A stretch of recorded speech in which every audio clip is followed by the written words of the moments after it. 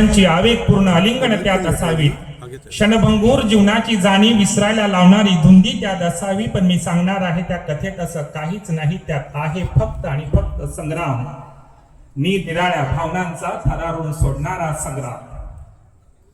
सन 1621 पंजाब अमृतसर येथे शीख धर्माचे 6वे धर्मगुरू हरगोविंद साहेबजी यांच्या घरामध्ये एका बालकाने जन्म घेतला.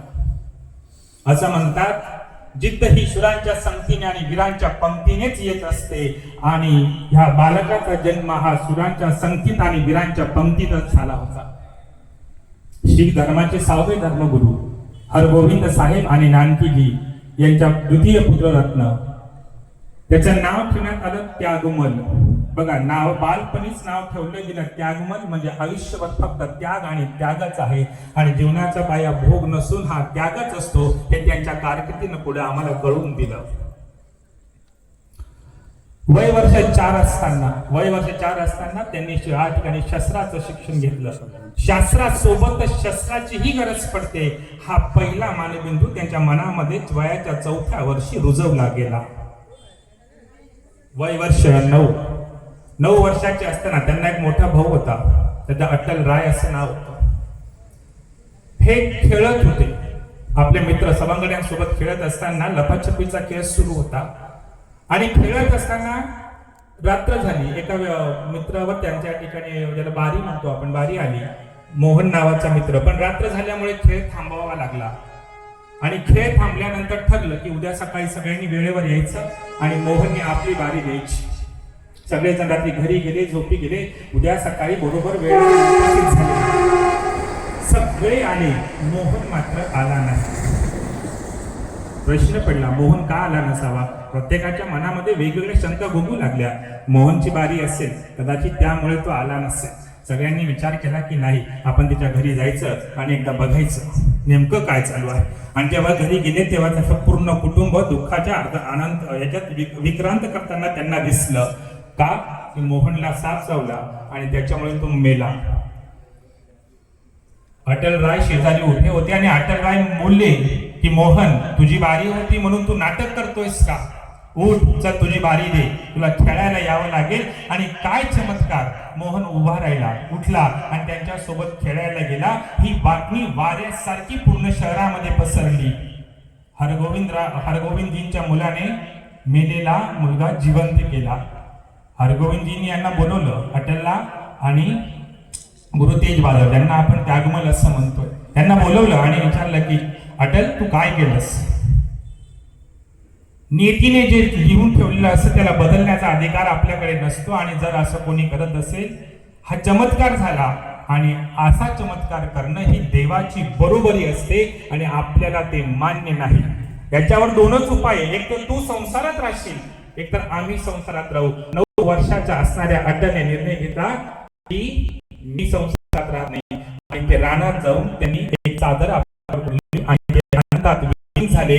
त्याच वेळेस, अगदी त्याच वेळेस या ठिकाणी त्यागमलच्या मनामध्ये पहिला संदेश बिंबवला गेला की चमत्कार हे आपल्याला चालत नाही, नाहीतर ती परमेश्वराची बरोबरी होते. याचा सर्व पुढे परमेश्वराची बरोबरी होते.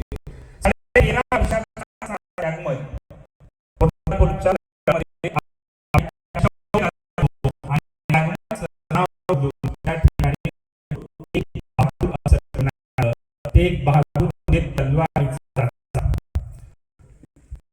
लढाईमध्ये जेव्हा त्यांनी बघितलं की बरेच जण मरून पडले, काही मरणी यातना भोगत आहेत आणि काही मरणाची वाट बघत आहेत, मनामध्ये विचार आला आणि याच्यापासून वेगळं व्हावा हा विचार केला. 26 वर्ष लागले, 26 वर्ष. आणि मग 1665 साली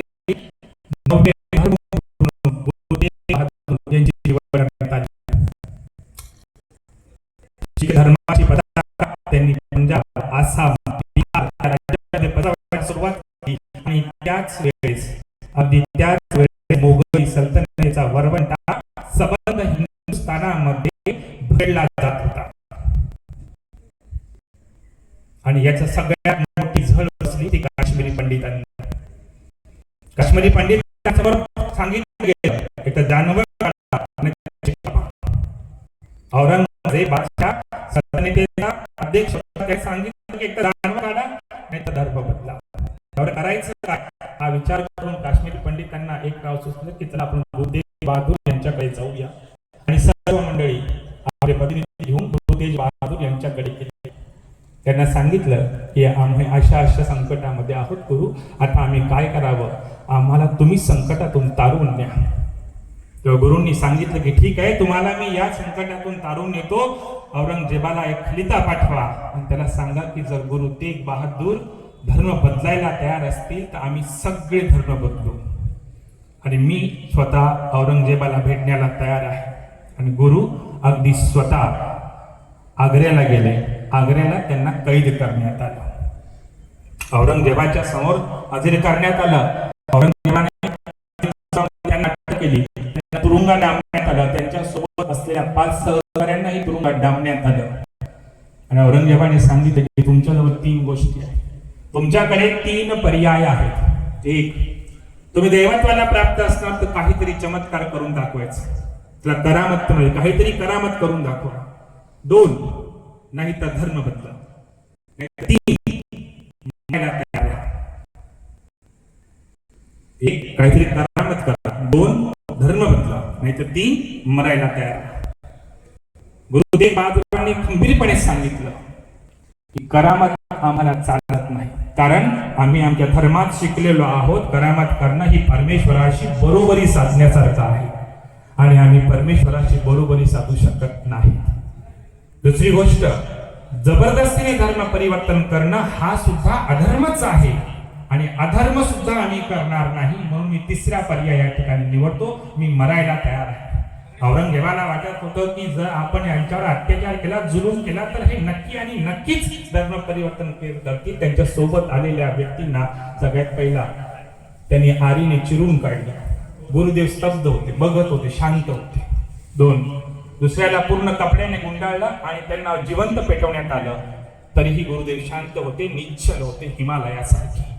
तिसऱ्याला उकळत्या पाण्यामध्ये टाकण्यात आलं की ह्याची इच्छित करून तरी हे घाबरतील असा विचार त्यांच्या मनात आला, पण नाही.